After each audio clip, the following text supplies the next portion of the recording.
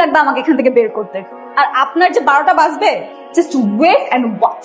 আসসালামু আলাইকুম sir. Sir আপনি প্লিজ স্যার বসুন না প্লিজ। আমার মেয়ে কোথায়? স্যার ওই মেয়েটা আপনার মেয়ে স্যার। জলদি করে আমার মেয়েকে নিয়ে আসুন। স্যারজি স্যার।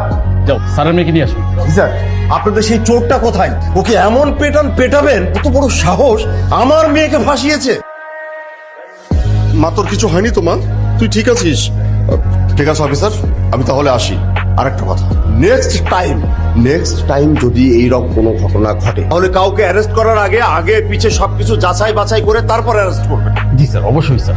চল মা। আসসালামু আলাইকুম স্যার। দুনিয়াতে এত মায়া থাকতে তোর ওই সাবেক কমান্ডার মায়ের পিছনে গুড়গুড় করতে হইব কেন? স্যার মারবেন নাকি স্যার? তুই আমার মেয়ে হয়ে এত বোকা? হ্যাঁ, এই কথাটা তো আমার ভাবতেও অবাক লাগছে। বাবা, আমি সবকিছু বুঝে ওঠার আগে এখানে বোঝাবুঝির তো কিছু নাই। ঠিক আছে, বুঝলাম তোর কোনো দোষ নাই, কিন্তু ওই ছেলেটা তোকে বস বলে ডাকার সাহস কোত্থেকে পায়? নিশ্চয়ই তুই ওকে প্রশ্রয় দিয়েছিস। আমি প্রশ্রয় দিব? আমি তোকে চিনিই না, আজকেই প্রথম দেখলাম। এগুলো সব ওর সাজানো নাটক ছিল।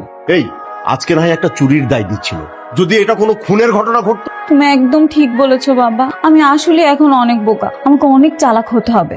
না, এরকম বিপদ আর পড়া যাবে না। আই চুমকি, তুই আমার আব্বাকে কি বলেছিস রে? আপা কি কমু কন, কত কিছু তো বলি, যা জানতে চাচ্ছেন তাই জিগান।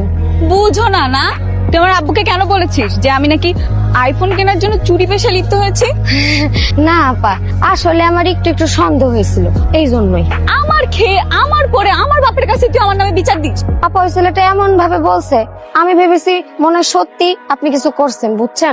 দেখেন আপা, যা ঘটে তা কিন্তু রটে, ঠিক আছে? এই খারাপ কি অবস্থা? হাই, ও হ্যান্ডশেক করবো না? শোনো, আমরা কিন্তু আগে অপরিচিত থাকলেও এখন কিন্তু আর অপরিচিত না।